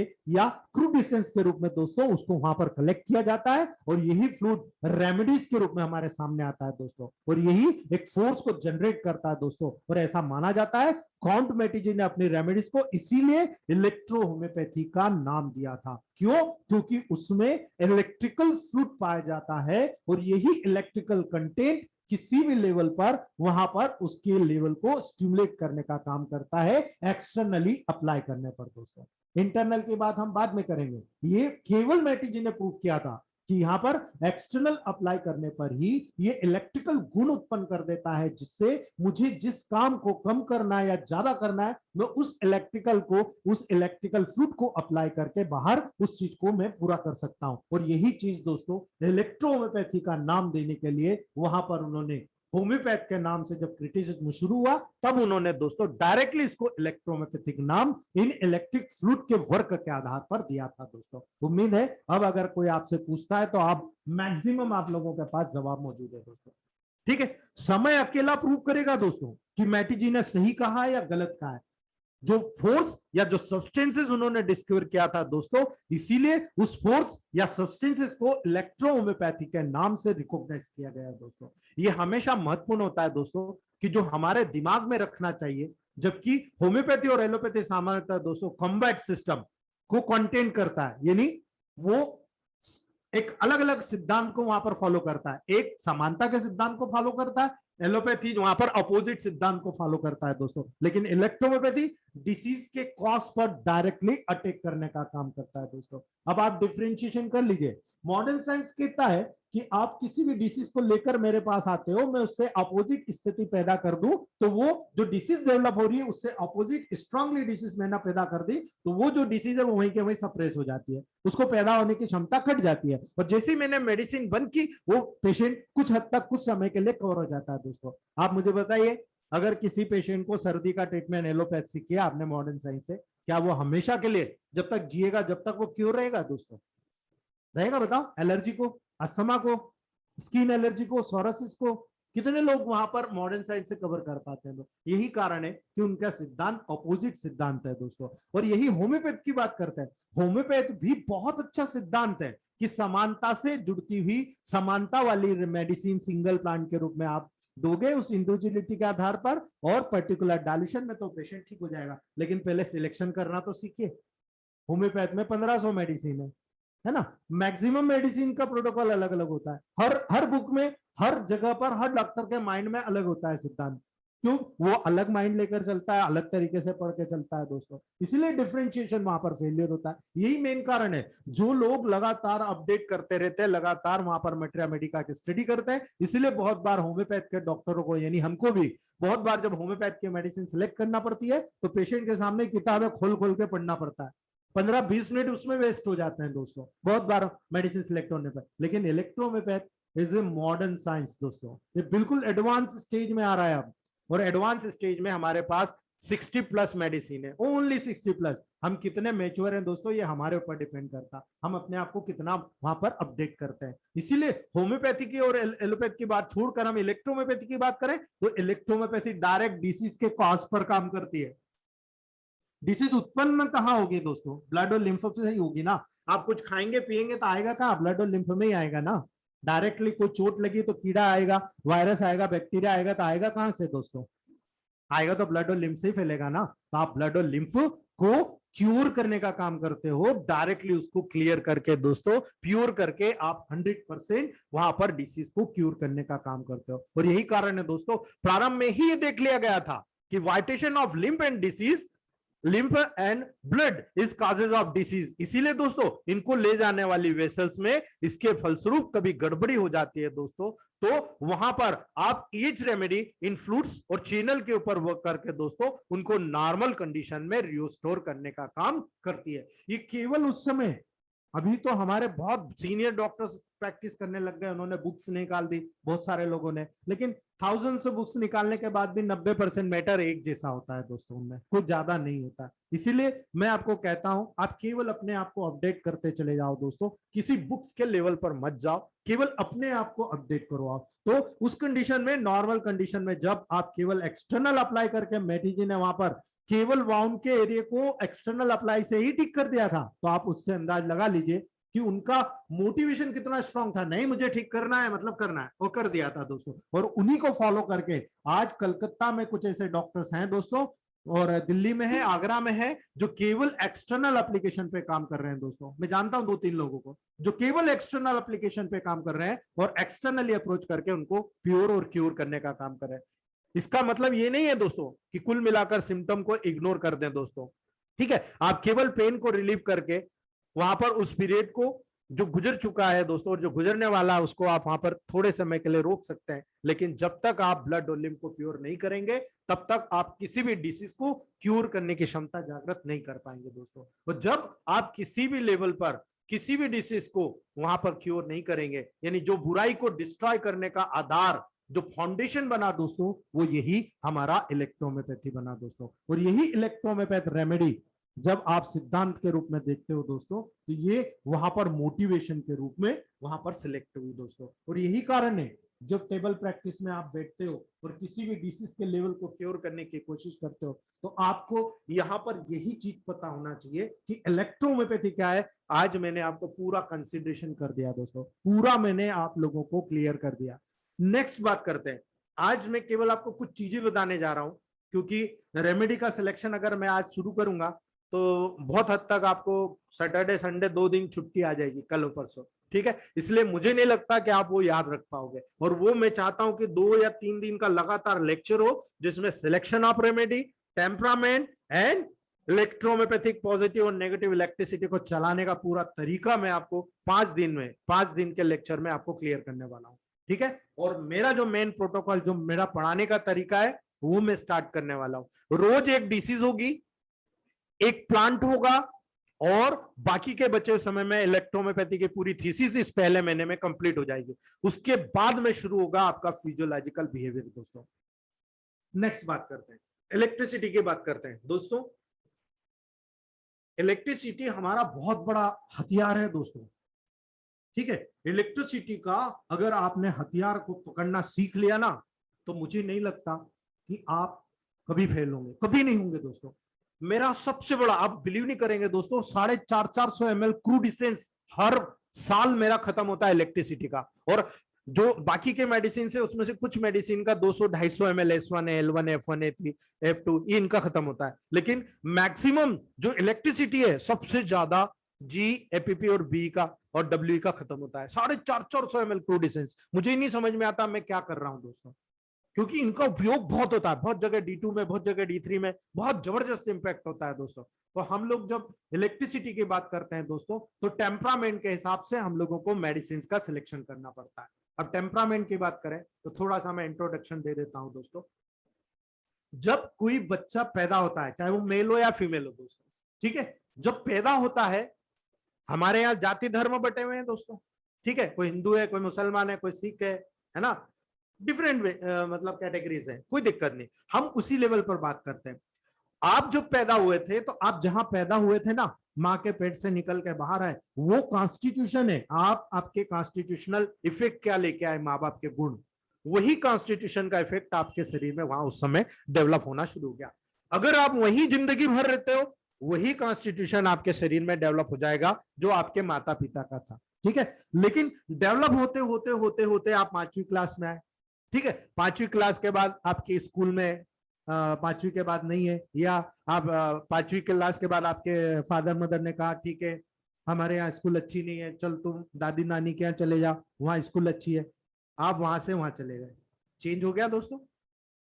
तो जो डेवलपमेंट होता है आपका, वो डेवलपमेंट पीरियड आपका कॉन्स्टिट्यूशन कहलाता है कि आप कैसे डेवलप हो रहे हैं, वो कॉन्स्टिट्यूशनल है। और यही कॉन्स्टिट्यूशन आपकी मेडिसिन को दर्शाता है कि आपके लिए कौन सा कॉन्स्टिट्यूशनल मेडिसिन है, ठीक है। वो कॉन्स्टिट्यूशन दर्शाता है कि आपकी बॉडी का डेवलपमेंट कैसे हो रहा है। लेकिन जब डेवलपमेंट के स्टेज में आप परिवर्तित हो जाते हो, आप किसी दूसरी के जगह पर जाके शिफ्ट हो, मान लो मैं गवर्नमेंट सर्विस में और मेरा ट्रांसफर हो गया, मैं दूसरी जगह चला गया, आधा समय 5वीं 6वीं तक यहाँ था, उसके बाद दूसरी जगह चला गया, उस माहौल का असर होगा, और उस माहौल का असर हमारे शरीर पे होगा, और हम उसी के आधार पर दोस्तों टेम्परामेंट को प्राप्त करते हैं, और वो टेम्परामेंट इसीलिए चेंज हो जाता है दोस्तों, ठीक है। अगर हम समुद्र के ऊपर वाले इलाके में रहते हैं या समुद्र तल वाले इलाके में रहते हैं, पहाड़ से समुद्र तल वाले, तो दोनों के जगह का एटमॉस्फेयर अलग अलग होता है। और यही कारण है, इस चीज को पॉजिटिवली इग्नोर नहीं करना है, इसको पॉजिटिवली समझना है दोस्तों। यही कारण है दोस्तों, इलेक्ट्रोहोम्योपैथ की रेमेडीज, इस चीज को माइंड करना आप, और यू प्रूफ करके देखना, आपको खुद प्रूफ हो जाएगा दोस्तों। कोई जरूरी नहीं, अभी जैसे प्रीति मैडम वहां रहती है मंडीदीप, अब मंडीदीप समुद्र के बीच में बसा हुआ दोस्तों, बहुत ज्यादा खारापन है, वहां कभी भी पॉजिटिव मेडिसिन काम नहीं करेगी, ज्यादातर केसेस में 90-95% नेगेटिव मेडिसिन ही काम करेगी। तो इसका मतलब क्या हुआ कि हमारी मेडिसिन खराब है? ऐसा नहीं है दोस्तों, एटमॉस्फेयर के ऊपर बहुत कुछ डिपेंड करता है। हमारी मेडिसिन का पावर कुछ जगह पर, जहां पर ठंड वाला इलाका होता है दोस्तों, वहां पर नेगेटिव, और जहां गर्मी वाला इलाका होता है वहां पर न्यूट्रल डोज या पॉजिटिव डोज बहुत ब्रिलियंटली वर्क करता है दोस्तों, ठीक है। अगर यही चीज हम लोग समझने लग जाए कि कौन, अभी जैसे अहमदाबाद की बात करूं, मेरे जो जितने भी मैंने फार्मूलेस बना रखे हैं, वो बैच में मेरे सारे मित्रों को देता हूं। अहमदाबाद में मैंने शैलेन सर को दिया, doctor Shailen Chauhan, miracle doctor है दोस्तों, पर डे 100+ पेशेंट का रेशियो है उनका। अहमदाबाद प्रॉपर सिटी में KM hospital, cancer care hospital के ठीक सामने बैठा हुआ बंदा, सोच लीजिए आप, है ना। वो डॉक्टर जब मेरा पेशेंट को मतलब ट्रीट कर रहा है मेरे बेस्ट से, तो उन्होंने 3rd दिया रिजल्ट कम मिला, 5th दिया रिजल्ट कम मिला, लेकिन जैसे ही 10th दिया मिरेकल रिजल्ट। अब हर पेशेंट को 10th देते हैं, 10th से शुरू करते हैं। तो इससे उन्होंने ये चीज मेरी पकड़ी, बोले बिल्कुल सही कहा था सर आपने कि हर जगह के एटमॉस्फेयर के ऊपर डिपेंड करता है। अब वो ऐसी जगह पर रहते हैं जहां पर ठंड और गर्म दोनों मिक्स होता है दोस्तों, हमेशा वातावरण 1 घंटे बाद देखो तो चेंज हो जाएगा। तो ऐसी कंडीशन में दोस्तों वहां पर नेगेटिव डोज से बहुत अच्छा होता है। तो आप कभी भी ये मत बोलिए कि पर्टिकुलर मेडिसिन से मुझे रिजल्ट नहीं मिला, ठीक है। एक मौका, एक गलती पर हर व्यक्ति मौका देता है। आप उसी मेडिसिन को नेगेटिव करके देके देखिए दोस्तों, आप 100% आपको रिजल्ट मिलेगा अगर आपका सिलेक्शन सही है, ठीक है। पहली बात। दूसरी बात, अगर आपने मेडिसिन को दिया और मेडिसिन को देने के बाद उसकी तकलीफ बढ़ गई, अरे आपको तो खुश होना चाहिए। अब पेशेंट को थोड़ी पता है कि आप मेडिसिन जो दिया वो बिल्कुल परफेक्ट मैच कर गई, लेकिन एक चीज आपने गलत कर दी, मेडिसिन का सिलेक्शन आपका एक्यूरेट 100%, 100 में से 100% मार्क, लेकिन आपने डाइल्यूशन गलत दिया, ठीक है। अगर आपने पॉजिटिव दिया है तुरंत उसको नेगेटिव कर दो। मान लो आपने कोई पेशेंट को D4 दिया, ठीक है, और D4 से उसकी तकलीफ बढ़ गई, वो 100 किलोमीटर दूर रहता है। अब आप बोलोगे सर नेगेटिव कैसे करो, अरे कोई टेंशन नहीं, आपने उसको 10-10 ड्रॉप बोला, ठीक है, 10-10 ड्रॉप देने का, ठीक है। आप एक काम करो, उसको बोलो आप 1 गिलास पानी में 1 ड्रॉप डालो और दिन भर में 1-1 चम्मच पी लो, हो गया ना, more positive to more negative, नहीं हुआ क्या, ठीक है। इमीडिएट आपको 1 घंटे बाद पेशेंट फोन करके बोल देगा जितना मुझे तकलीफ बढ़ा था खत्म हो गया सर। ये तरीका होता है पॉजिटिव को नेगेटिव से बदलने का, और ये दर्शाता है कि आप परफेक्ट हो लेकिन आपका डाइल्यूशन परफेक्ट नहीं था, कोई मैटर नहीं। बहुत बार ऐसा होता है नेगेटिव मेडिसिन देने से उसकी तकलीफ बहुत बढ़ जाती है, बहुत ज्यादा कमजोरी महसूस करता है, घबराहट होती है, उसको वीकनेस लगती है, ठीक है। तो हम लोग बहुत बार कंडीशन देखकर वहां पर सजेस्ट करते हैं, उसको पूछते हैं कि साहब आपको एनीमिया तो नहीं है, खून की कमी तो नहीं है, आप ब्लड टेस्ट करवाओ, करवाते पता चलता है एनीमिया। अब एनीमिया में आप नेगेटिव दोगे तो बहुत सारी तकलीफ वहां पर जन्म हो जाएगी दोस्तों, और ये आप तकलीफ वहां पर आपको बहुत ज्यादा महसूस होगी, इसीलिए आप वहां पर क्या करते हो, मेडिसिन को पॉजिटिव दे दो। यही कारण है कि ये छोटी छोटी चीजें जो आपको यहाँ पर बहुत बेसिक साइंस सिखाती है दोस्तों, और यही बेसिकली हम वहां पर इलेक्ट्रोमैथ के प्रूफ के लेवल पर लेके आते हैं। और इसीलिए मैं चाहता हूं कि जो भी चीज मैं सिखाऊं आपको दोस्तों, आपको परफेक्टली नजर में आना चाहिए, मेमोराइजेशन होना चाहिए दोस्तों, बाकी सब फालतू है। मैं आपको वो सब चीजें बताऊंगा जो मेरे उद्देश्य में नहीं आता, लेकिन मेरे को आपको बताना जरूरी है। आप में से कई लोग ऐसे हैं जो डायरेक्टली प्रिपेयर करना चाहते हैं, ठीक है, वो भी बताऊंगा, वो मेरे साइंस में नहीं आता दोस्तों, मैं कभी यूज नहीं करता हूं डायरेक्टली, लेकिन शुरुआत में मैंने भी यूज किया था, ठीक है। लेकिन दिक्कत क्या होती है, अगर मान लो 30 ml में 30 ड्रॉप हमने डाल के दे दिया, ठीक है, 30 ml में 15 ड्रॉप डाल के दे दिया, 30 ml में 9 ड्रॉप डाल के दे दिया, 30 ml में 3 ड्रॉप, इमरजेंसी के लिए तो ठीक है दोस्तों, लेकिन बीच का डाइल्यूशन कहां जाएंगे। क्या आप किसी पेशेंट को जंपिंग पोटेंसी के लेवल पर क्योर कर सकते हो, ये चीज आप क्वेश्चन किसी होम्योपैथ डॉक्टर से पूछना दोस्तों, वो बता देगा आपको। जंपिंग पोटेंसी का रिजल्ट कुछ समय तक आएगा, उसके बाद नहीं आएगा, फिर क्या करोगे दोस्तों, ठीक है। इसीलिए सबसे इंपॉर्टेंट होता है, अगर आप डाइल्यूशन थेरेपी में बात करते हो डिस्टिल वाटर में, you are prepared almost 38 medicine in first, second, third, fourth, 6, 7, 8, 9, 10, या D4, D5, D6, D7, 19 से आप 10th डाइल्यूशन तक हर मेडिसिन का डाइल्यूशन आपकी क्लिनिक पे बना होना चाहिए। आप डायरेक्ट पे विश्वास मत करिए, डायरेक्ट पे मान लो किसी मेडिसिन का ज्यादा ड्रॉप गिर गया, किसी मेडिसिन का कम ड्रॉप गिर गया, क्या आप जो रिजल्ट एक्सपेक्ट करते हो मिलेगा? क्या आपका मोटिवेशन होगा? आप डिमोशन में चले जाओगे। भले आपने मेडिसिन करेक्ट किया है, लेकिन जो मेडिसिन ज्यादा जाना चाहिए वो कम चला गया, जो मेडिसिन कम जाना चाहिए वो ज्यादा चला गया, तो दोनों का काम उल्टा होगा कि नहीं, उसमें आप डिसाइड कीजिएगा दोस्तों अपने लेवल पर। मान लो अगर मैं आपको कहूं कि मुझे S5 और A1 यूज करना है, ठीक है, अगर S5A1 यूज करना है, ये कहां जाएगा, ठीक है, S5A1 जाएगा मसल्स की तरफ। S5 मोटर नर्व पे काम करती है, मसल्स पे काम करती है, A1 का काम करती है आर्टरी पे। तो मसल्स की तरफ आर्टरी के सर्कुलेशन को बढ़ा देगा, ठीक है। लेकिन अगर मैं उल्टा, यहां पर मैंने इसको 2 ml लिया, इसको 1 ml लिया, तो ये बिल्कुल सही फार्मूला है कि मसल्स की तरफ जाएगा, क्योंकि ये ज्यादा है, ज्यादा क्वांटिटी में मेडिसिन है, और ये नेगेटिव में जाएगा, अर्थात मसल्स के बाद में ये काम करेगा, तो ये मसल्स में जाकर, डीप में जाकर, आर्टरी के लेवल पर, नर्व के लेवल पर सेंसेशन देकर वहां पर ब्लड सर्कुलेशन को बढ़ाएगा। हमने ये सीखा यहाँ पर कि पॉजिटिव जो मेडिसिन दोगे वो उस ऑर्गन में न्यूट्रिशन का काम करेगी, तो जो नेगेटिव मेडिसिन दोगे वहां पर सिक्रेशन के लेवल पर काम करेगी, कम या ज्यादा करने, ठीक है। ये चीज माइन्यूटली सीखो। और अगर यहाँ पर आपने उल्टा कर दिया, 2 ml आप ये कर दो, 1 ml ये कर दो, कहां भेज दिया आपने, कहां भेज दिया दोस्तों? आपने आर्टरी के लेवल पर भेज दिया, आपने मसल्स के लेवल पर नहीं भेजा, ठीक है। यही चीज गलती करते आ रहे हैं हम लोग, हमने भी की है दोस्तों, गलत बात नहीं, हमने भी की है। वी आर एक्सेप्टेड, मैं बहुत अच्छे से एक्सेप्ट करता हूं दोस्तों, क्योंकि शुरुआत में पता नहीं था। जब मैं प्योरली 94 95 में पास आउट होके आया था, जब यही काम करता था, एक गिलास आया, 2 बूंद डाला, ले भाई ले जा, ठीक है। जब ये D1, आप बिलीव नहीं करोगे, मेरे एक मित्र हैं, मैं आपको एक नंबर डालूंगा, अगर आपको D2 की प्रैक्टिस सीखना है, you call doctor Rajesh Sahu Balaghat. It is a pure functioning, मतलब उस आदमी का नॉलेज इतना ब्रिलियंट है, वो मेरा कलीग है, मेरा क्लासमेट है, एमडी हमने दोनों ने साथ में किया था इलेक्ट्रोमैथ का, हम रेगुलर स्टूडेंट है बालाघाट इंस्टीट्यूट के दोस्तों, एमपी में। और वो जो व्यक्ति है राजेश साहू, आप फेसबुक पे सर्च कर सकते हो, मैं आपको ग्रुप में नंबर जरूर डालूंगा उसका। वो व्यक्ति D2 के लेवल पे प्रैक्टिस करता है, और मैं मानता, एक्सेप्ट करता हूं, वो बंदे का और मेरा डायरेक्ट लिंक है। हम जब भी किसी चीज का सक्सेस करते हैं, वी आर शेयर टुगेदर, हमेशा हम एक दूसरे से शेयर करते हैं दोस्तों। और जो मैंने आप लोगों को यूरिक एसिड का, शायद धनश्री वेल मैम जुड़ी नहीं है, किरण सर शायद जुड़े हुए, मैंने आप लोगों को एक फार्मूला बताया था D2 में, नोट कर सकते हो आप, C6 S5 A1 F1 RE D2 में। अब दोस्तों ये रीनल फेलियर पे भी मैंने आपको बता रखा, लेकिन अगर C6 S5 A1 F1 RE को D2 में दोगे आप, यूरिक एसिड 2 महीने के बाद आप सर्च करा लेना। मेरा चैलेंज है आपको, सिंगल मेडिसिन, आपको कोई दूसरी मेडिसिन नहीं देना दोस्तों, याद रखिएगा, नो एनी अदर मेडिसिन, कोई मेडिसिन नहीं देना आपको, only one medicine, C6 S5 A1 F1। ऐसी कई चीजें हैं जो हम D2 में प्रैक्टिस करते हैं दोस्तों, 100% रिजल्ट के साथ। लेकिन उसके लिए आपको टाइम चाहिए, उसके लिए आपको मोटिवेशन चाहिए, उसके लिए आपको नॉलेज चाहिए दोस्तों।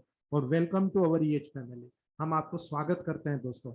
उम्मीद है आपको मेरा सारी बातें समझ में आई होगी, नहीं आए तो कड़वी बातें हैं दोस्तों, प्लीज ऊपर से निकाल दीजिएगा, एक कान से सुनकर दूसरी कान से निकाल दीजिएगा।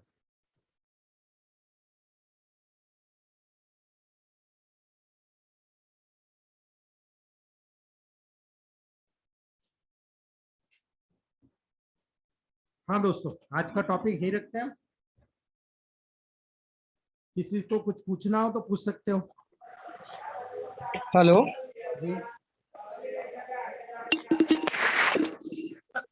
सर, आपने हेलो गुड़हल एक एक पूछिए, और प्लीज म्यूट करके रखिए बाकी लोग। हाँ पूछिए सर। मनीष सर, आपने गुड़हल का बताया कि पितरा से की पथरी निकालने के बाद तो गुड़हल तो चिकना है तो ज्यादा होता है, तो उससे कैसे रिजल्ट मिल सकता है? ये मैं पहले दे चुका हूँ। इसको दे चुके, लाल हेलो।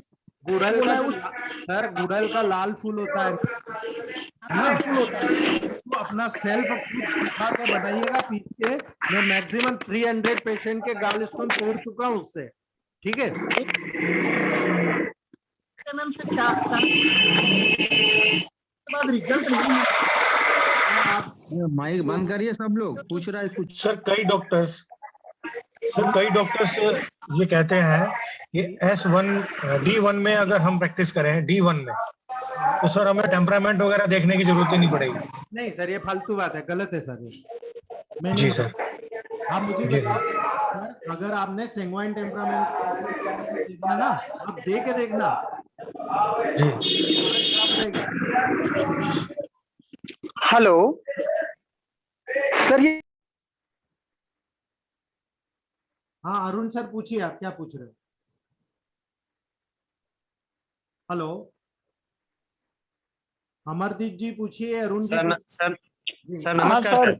जी गुरु सर पूछिए।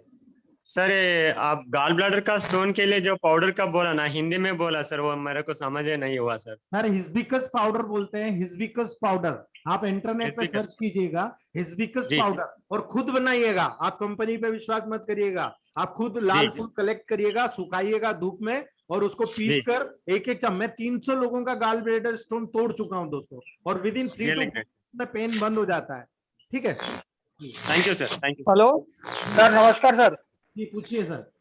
हाँ सर, ये अपना ये कह रहा था सर कि भोपाल में इलेक्ट्रोहोम्योपैथ अच्छा डॉक्टर कौन होगा सर? सर भोपाल में तो मैं एक ही को जानता हूँ, डॉक्टर राजेश साहू करके हैं। भोपाल में? जी हाँ। नमस्कार सर। ये अपने ग्रुप में भी कोई जुड़ा हुआ है सर, मैं आपको नंबर दे सकता हूँ भोपाल का। हाँ सर, क्योंकि एक्चुअली क्या मेरे को दिखवाना था, इसलिए मैं पूछ रहा था। ठीक है, मैं आपको वहाँ पर एक नंबर डाल दूंगा। अरे गालबर्न स्टोन 18 मिलीमीटर का है सर, 18। हाँ वो निकलेगा सर? बिल्कुल, तोड़ दीजिए, निकल जाएगा सर। यही फॉर्मूला कितने दिन देना पड़ेगा सर? सर आप सोनोग्राफी की रिपोर्ट डालिएगा ग्रुप में, पंत वाले टेलीग्राम ग्रुप में। मैं देखकर सर, आपको मेडिसिन बता दूंगा। ठीक है। ठीक है सर, ठीक है सर आपने बोला था सर कि अगर कहते होम्योपैथ को मतलब होम्योपैथ अगर कोई सीखता तो उसको इलेक्ट्रो होम्योपैथ एकदम से समझ में आ जाएगा। तो सर क्या होम्योपैथ करना जरूरी है क्या? सर जरूरी नहीं है, थोड़ा मेहनत लगता है। हेलो अगर हेलो मेहनत हेलो भाई, एक के बाद एक पूछिए ना, अपना स्पीकर बंद रखिए सब। अरे कौन गाड़ी चला रहा है बाहर में, वो बार बार किसी ऑन का कर दे सुनाई रहा है। नहीं दे रहा है। ऐसा जरूरी नहीं है सर, मैं कह रहा हूँ आप केवल 16 महीने दे दीजिए, उसके बाद आप टेली कर लीजिएगा दूसरे इलेक्ट्रोपैथिक डॉक्टर से अपने आप को, आपको डिफरेंट नजर आ जाएगा सर। Hello sir. जी। सर ये सिकल सेल एनीमिया का जो बच्चा 7.8 एचबी आपने ट्रीट किया सर, वो 15.7 हो गया सर, क्या दिया था इस बच्चे को? सर वो मेरा बेस्ट प्रोडक्ट है, वो मैं आपको नहीं बता सकता। सर रिक्वेस्ट है आपसे सर, सभी के लिए यूजफुल होगा। वो मैं बताऊंगा सर, आपको ग्रुप में बताऊंगा। ठीक है, अभी मेरा साइंस जैसे जैसे आएगा ना, मैं एक भी चीज नहीं छुपाऊंगा, सारे साइंस के लेवल पे बताऊंगा। जब आपको एनीमिया पढ़ाऊंगा ना, जी सर। एनीमिया के साथ में सबसे पहली डिसीज है एनीमिया, और सबसे राइट पहले सर। प्रोटोकॉल बताया जाएगा आपको। ठीक है। Right sir, right, thank you sir. Sir आपने बोला था सर डायडेम और एनएल सिन्हा सर की मटेरियल मेडिका अमेजोन पे मिल जाएगी, पर वो मिल नहीं रही है सर। सर आपको मैं डॉक्टर दीपक सिन्हा का नंबर डाल दूंगा, आप एनएल सिन्हा, आप सबसे रिक्वेस्ट है, अगर आप वाकई में बहुत कुछ सीखना चाहते हैं, डॉक्टर प्रभाकर मिश्र सर के डायडम और एनएल सिन्हा जी का पूरा 9 बुक्स का सेट आता है, आप सब परचेज कर लीजिए, आप देखिएगा मजा आ जाएगा। सर एक तो सर ये कहाँ से मिलेगा सर? ये देखिए प्रकाश सर दिखा रहे हैं, आप देखिए प्रकाश सर के पास है, मैं आपको नंबर दे दूंगा सर। डॉक्टर के नाम से उनसे बुक मांगा तो हमने 2 महीने तक हेलो सर वो नंबर डाल दीजिएगा ताकि हम परचेज कर सकें उसको। बिल्कुल बिल्कुल सर, ओके। चलो okay, thank you sir. Hello sir. English में भी मिलेगा सर वो? हिंदी में नहीं, भी? हिंदी में में भी मिलेगा सर, बिल्कुल मिलेगा। Thank you so much sir.